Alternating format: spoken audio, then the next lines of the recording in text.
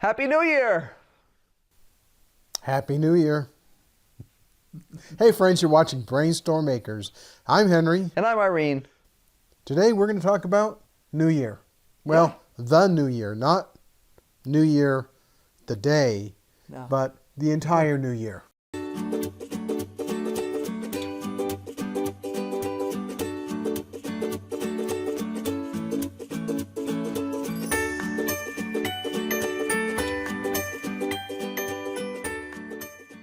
Yeah, it's time to plan. We've already been planning for a bit, but today we started to really rough it in. I guess the question is, where do you start? Well, where we start is we go through our travel calendar. Well, we'll use one of our prior year's travel calendar before anything got shut down, before business started to tank, before there were supply chain issues, before. Yeah, right. So we'll use that as an example. It's really important when you're trying to plan out your gardening. And in our case, we have a lot of things to do. We have infrastructure repairs to do. We know that's going to happen. Right. We have some repairs that we've been putting off for a few years that I just have to do this year no matter what. I have a couple of roofs to put on. Right. Flashing that's gone away, or, you know, the roofing degrades in the sun down here. Things like we had planned to extend the irrigation in a couple of spots last year, wound up with temporary on the surface extensions instead of permanent in the ground ones.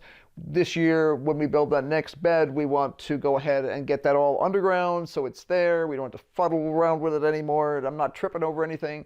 I don't have to worry about mousies chewing holes and stuff. I had a couple of the joints blow apart one time. That's kind of exciting. All of a sudden you go water flying around and you're like, wait, no, and you have to flip something off. Yeah, Easy fix. So the way we go about planning our year is we start with some blocks of time that are beyond our control. So for example, those immovable objects. Immovable dates for sure. Yeah. Well, and they could be, I mean, for us it's business. For like my daughter, for instance, she will know that there's important conferences she has to attend at certain times of the year. When I was a kid, there was always Vacation Bible School. Are you a volunteer there? If you're a volunteer, you're not going to be able to do anything during the day, but you have morning and evenings. If you're volunteering at a scout camp, you're going to be gone for however long you're volunteering. So that means somebody's got to completely take care of it. So there's a lot of things like that to take into effect. We look into our calendar, and let's just take, you want to use the calendar from maybe 6 years ago when we had, I think, 7 or 8 events, business events? Yeah, we could do that. That's an interesting, it was chaos because there's so much happening at different times of the year. That would have been February, March, May, July, August, and October. Were all had movable dates in them that ran anywhere from, say, a week or 16 days up to 5 weeks. So an awful lot of the planning, when it comes to gardening, are you going to be planning to buy your seedlings from a nursery or a big box store or something like that? Or are you going to germinate them yourselves and use those as starts in the garden? Now, if you are, let's take 6 years ago when we were going to be going out of town in February. Or, you know, the next month is even better, March. Yeah, we had a March event where we were on the road for 4 days, we were there for 10 days, and then we were on the road for 4 days back. And there was almost no way you could push that.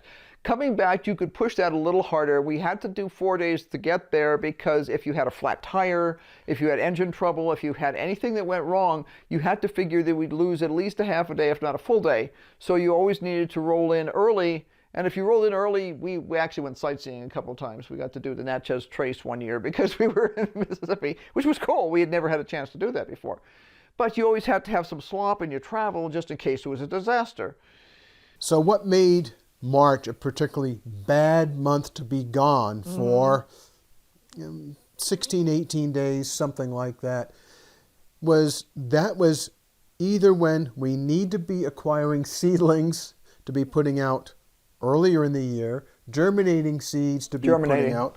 And germinating was the real issue for us because we weren't going to go buy seedlings, even though they were actually available at some of our big box stores, which really blew our minds because you couldn't put them out. They're in a different climate zone than we are, and in just a totally different climate zone. And I remember one of my old girlfriends here was really ticked off because she bought a bunch of tomatoes when she went down there, and she proceeded to set them out waiting to plant them, and she froze them all to death. And she's like, they shouldn't be allowed to do that. And I'm like, you're supposed to be smarter than that. But if you're a new gardener or you've never grown in this area, you just don't understand that sometimes we can have frost until mid-June. Now, what Irene did that year, actually for several years. Several years in a row, I built a setup. She built a specific drip irrigation system that we ran in our dining room. And it looks so terrible. I still have some of the parts of it. It's a big bucket that holds 5 gallons. No, more than seven gallons. 7 gallons. It's a big thing, tall thing. And I put a bulkhead fitting in the bottom of it with a water connection. And then you put a timer? I put a timer. We got one of the inexpensive timers that you can get from like a big box store that allows you to set how long your valve is going to open for and put water in it. Then I needed to try it for a week to make sure it worked, because otherwise you might come back to dead things.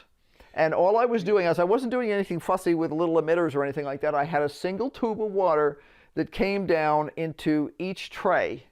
And each tray was just a tray of seedlings. So I could bottom water them, no problem. And then we would come back and we'd come home to a bunch of tomato seedlings and things. It was one of the ugliest contraptions you ever saw in your life. I was going to say plug your ears, but I was going to say it was an ugly contraption. It was ugly. So it was pretty darn foolproof, and we probably used it at least 4 or 5 years. Ugliest thing you ever saw, if you can imagine a standard, and it was a crappy old banquet table. It was one of these things that weighs as much as a full-grown human, but you could stand on it and tap dance if you wanted to, and it wouldn't fall down. But it was just this big ugly thing with this big ugly contrivance on top of it, and it worked like a charm.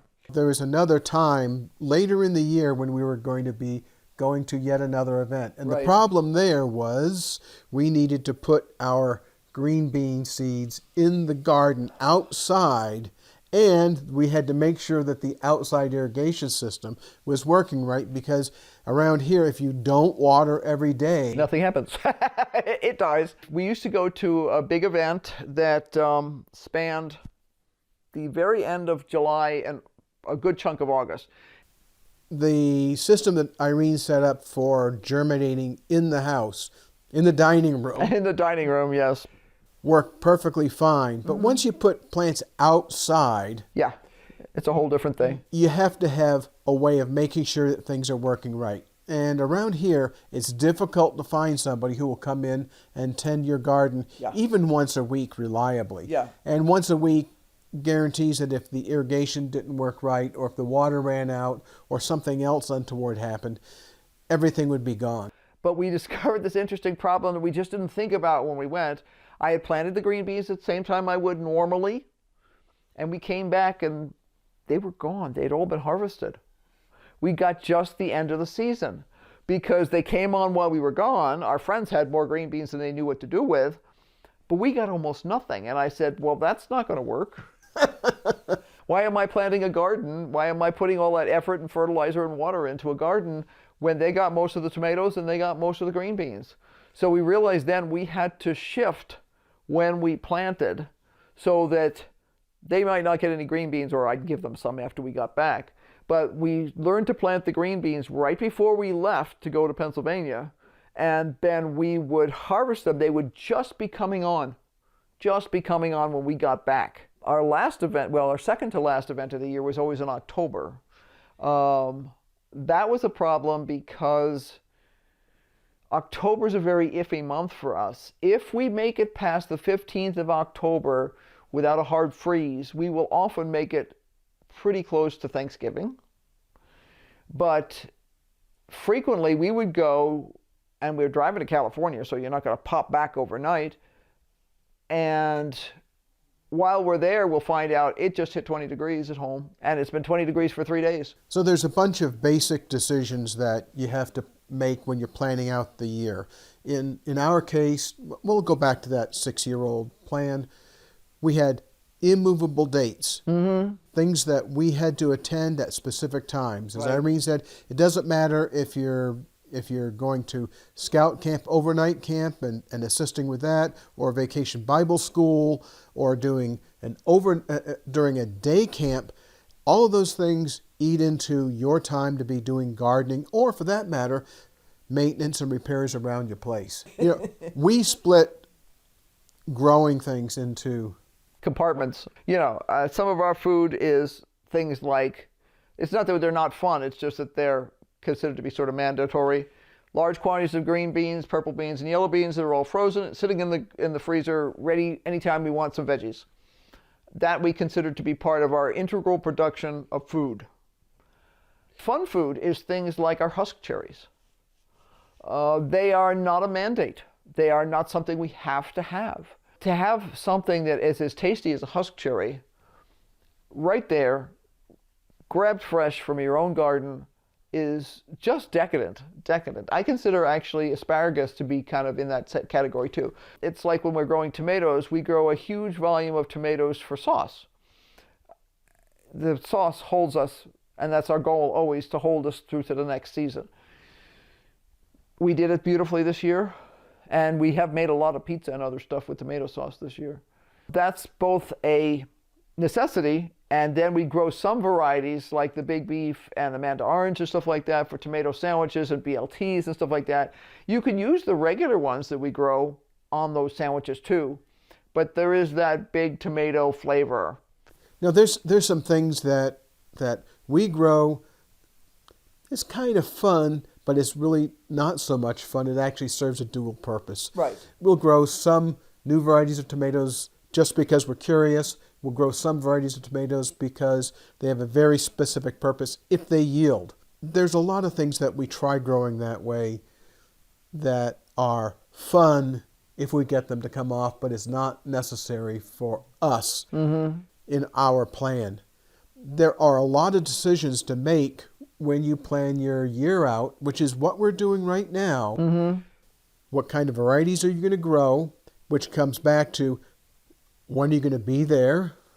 Are you going to buy these starts from the big box store, a local nursery, a friend, or are you going to germinate from seed yourself? And a lot of that depends on the varieties you want. If you are going to grow a standard green pepper, you can almost always get a standard green pepper someplace at a big box store. This day and age, you can usually get habaneros. You can usually get jalapenos. If you want something like a jalapeno, so a jalapeno that doesn't have the heat, sometimes you can get those, sometimes you can't. If you want specialty peppers, the Italian frying peppers or something like that, you may not be able to get that unless you know a really good garden store that's going to carry some specialty things. You can start a tomato seed, which becomes a tomato seedling, which if you treat it right becomes a tomato plant, which if you still treat it right is going to be tomatoes. So you can get that started for 40 cents worth of seed. And then you have fertilizer and everything else like that. But you can get it started like that. A better beef or big beef, I don't remember which one, tomato plant, and it was maybe 16 to 18 inches tall, and it was a $15 plant. Yep.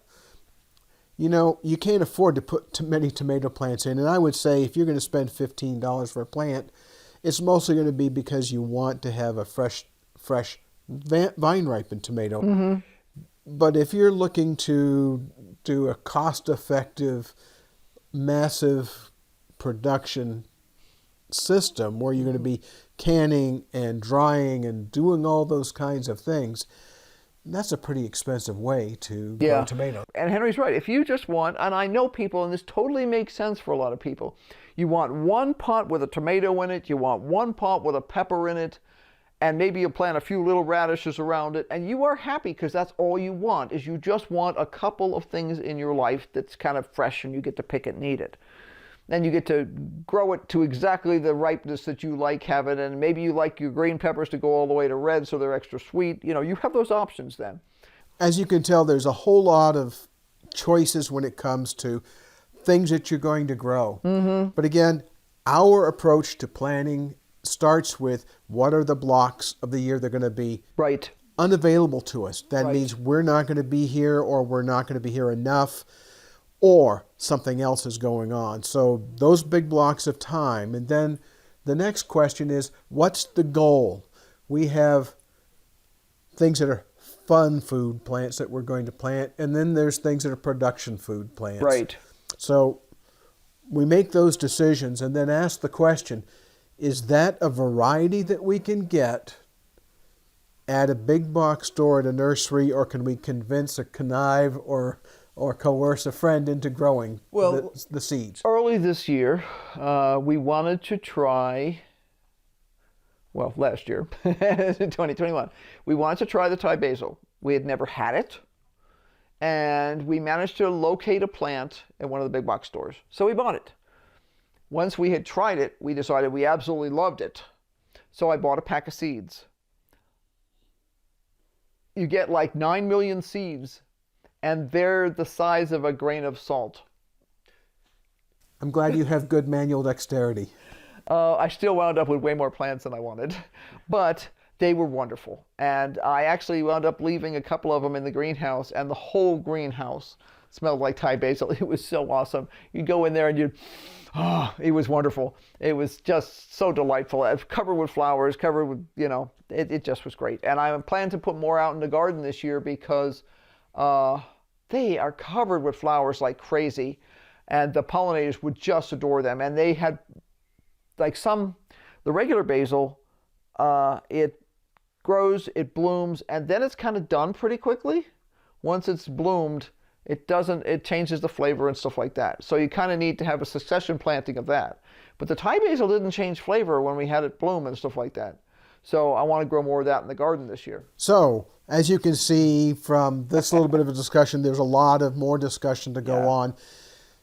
But again, we start with the blocks of time. Mm-hmm. We talk about what our goals are in terms of food production. Right. That is the food that we're going to rely on for the next year. So that would be all of 2022 and half of 2023, because we need to get that far.